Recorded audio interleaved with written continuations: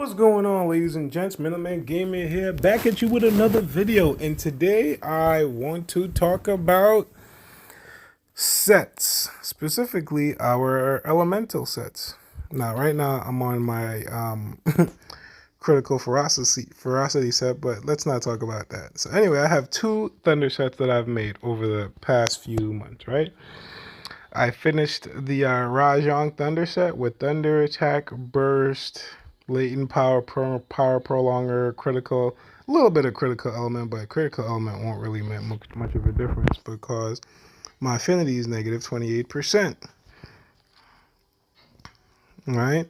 Now, with that being said, my affinity does go down to like 8% when I'm using weakness exploit, but it doesn't really get any higher until latent power props. And we all know latent power props after like the first 35-45 seconds, the second half of the fight, right? I have latent power +2. That means I will get a 30% affinity boost, right? So that takes me from -8% to what? +22%. So crit element will start working for me in the later on in the fight. But I want to bring your guys to attention to a purely critical set that I made. Now, crit element only works from the base element. And what do I mean? If you have an additional elemental boost, which is the +500, crit element doesn't apply to that. It only applies to whatever the weapon's true elemental amount is. So I made some sets starting with this thunder set. Let's just go through the thunder. I made the thunder set based on my crit element proc rate, right? So this is generic. This can apply to any weapon actually. As you can see, I have the Silver Athlos helmet with should not have aggressive dodger. Should have critical eye. Yeah, Silver Athlos helmet with critical eye, right? Then I have another two critical eye. Oh, critical eye, by the way, guys, was drift smelted. With the critical element. So we got 2 points of critical element and one critical eye on a silver helmet. Now we have lock on and critical eye from the carnival chess piece. Now you can also get critical eye on here on the drift smell slot if you're lucky, but I got aggressive dodger, so I just kept that. I will shoot for something else later, like maybe weakness exploit. But long story short, what this does is that just if you get critical eye on the chest piece and the silver helmet, then that's already giving you 5 crit eye. Now I didn't get crit eye on this, but it's okay. Then we have the crit boost from the Azor Rathlos gloves. Now don't get me wrong, my drift smelting on here wasn't the best. I would prefer to get another weakness exploit or crit boost from one of the to max out my crit boost. So crit boost from one of the mysterious drift stones or whatever, but this is fine too, right? Got my crit boost level 2, so I'm essentially getting an additional 35% damage added on whenever I do crit, right? Now crit element, when I do crit element, it's at level 3 right now, actually. So whenever I land a critical hit, I'm doing 50% more damage. So actually, I forgot if crit boost applies to the elemental side, but whether it does or it doesn't, let's just go with the fact that I'm doing, every time I land a critical hit, I'm doing 50% more elemental damage. My elemental right now is 1420 because that's the base elemental attack on this weapon. So whenever I do a critical hit, I'm doing an additional 1710 elemental damage. Now, if I go back to my original Rajang set, where because crit element doesn't apply until the second half of the fight, and that's potentially a small amount, I'm going to say let's exclude crit element, right? Because it's not being focused. So let's right now say the elemental attack is 2000 on my it escapes me. It's 2000 on my Rajang set. So every time I land a critical hit on my next set, it's 14 plus 7, 710. That brings me to, what is it, 2130? which and so elemental wise, every time I land a critical hit, I'm already doing more damage. Now, if I want to be extra, I can start adding elemental to some of these drift smelts. It won't be elemental +5, and they won't get a boost from it, but it's still pretty cool. Now, I am also adding +2 critical crit eye from the pink Raytheon waist. Now, if I can get like critical on the chest, this will be +3. The helmet will give me +1. That'll be +4. And if I can get critical eye on the silver apple of the legs, I have 6 right now, I can be getting 5 crit eye, and I can just change this to something else. I won't need to use the pink Raytheon waist, right? But I'm using it for now to supplement the fact that I have other crit eyes. And then I can just change that and put on crit boost with the Azure Rathalos waist. I don't think the silver waist is worth making because it just comes with wind boost. And there's other sets that's interchangeable that you can use, but for right now, this is what I'm using. Right? This is what I'm focusing on, and this is what works for me. Right? You can also get a double special boost from the waist if you want to do a special, additional special damage. But either way, right now, that's how I'm getting my 5 crit, right? Because I didn't get the crit eye roll on the chest. So 2 on the waist, 2 on the chest, 1 on the helmet. And then for my legs, I have critical element and weakness exploit, and I rolled another weakness exploit. So whenever I hit a weak spot, I do additional crit damage. So naturally, thanks to this, the weapon is 0% crit. Oh, sorry. This weapon is 0% crit. So I'm getting 40% crit from crit eye, thanks to it being maxed out. And then when I hit a weak spot, I'm getting an additional 25% because my crit weakness exploit's at level 2.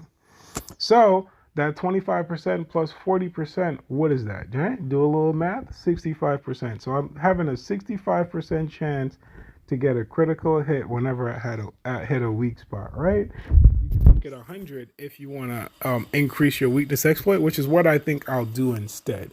Just maximizing my ability to get more critical hits, right? Crit eye is important because I don't have to hit a weak spot to have a chance to hit critical hits. So that's just an FYI for those of you who are interested. Anyway, let's get into it. Let's do a quick fight. And you can do this with any elemental stat. You can also add additional elemental damage if you want. So even if you have like elemental attack up +3, like thunder attack up +3, you're still going to be doing more damage because now you're adding on like an extra, what, 250 to your 21. Sure, the critical element won't apply, but it's still pretty cool, right? So I think that's amazing. So just wanted you to check out the differences. I'm going to fight another Pukei soon after this, so you can see the numbers difference, right? That was a 20-second fight. I'm going to fight another 8-star, but that was another 20-second fight. And I think it's really cool that crit element actually does so much damage, and that you guys get to see how it works. I know we have a lot of figures out there, but I feel like some real-time fights with the time is it's going to be very important. So just check it out. Let me know what you guys think. I'm going to pull up the next Pukei fight just now. This video is brought to you by Seriously Soft Stuff, some of my favorite t-shirts. I want you guys to go and check out the website. It is at seriouslysoftstuff.com. And it has a lot of cool shirts that I've been wearing lately. You might have seen it in some of my videos. If not, it's okay. But this is your time to know that you should go get some of these funny, hilarious shirts. This one says, "I have an anger problem. It's under control." That's actually one of the first shirts they made. You have it in sweaters and you have it in hoodies. And on the back, it says, "Still a problem," which I think is pretty cool. Prevention is better than cure. One of my personal favorites because my mom used to say that to me all the time. But my number one favorite is sometimes you have to be the karma in 2 different types of hoodies. And they got a variety of shirts you can definitely go check out. I'm sorry, it doesn't fix the problem. This hoodie, I believe, also has sometimes you have to be the karma on the back. Anyway, guys, this is your time to let you know. Go check it out. Check out the product. And get yourself some cool icebreaker shirts that, will make people approach you at any party. Anyway, thanks for watching. Alright, so now we're on to the second Puke, and we're going to try the second Thunder weapon. Let's see how it works out for us. Oh, nope. Ooh, my bad. Almost made a mistake. Gotta switch after you Yeah, I fought a T-Rex. He hit me, but I'm helping you with the potion.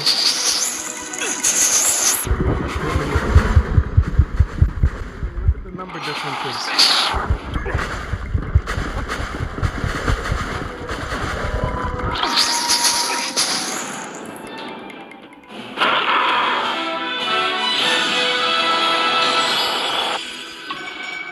17 seconds.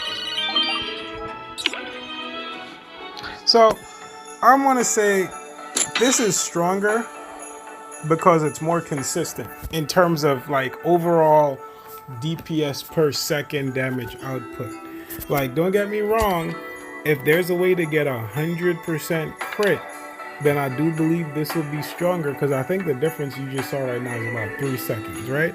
And it also could be like me, playstyle, dodging, monster attack patterns, all those small things like that. But the reality of it is, like, if we're just thinking about overall numbers, I know there's stat sheets that we can all look at online to show like amount of DPS potential. But if you're talking about like overall numbers in time, yes, the potential for a critical hit is going to be, what did I say it was? 2130, right? Every time you land a crit hit on the element.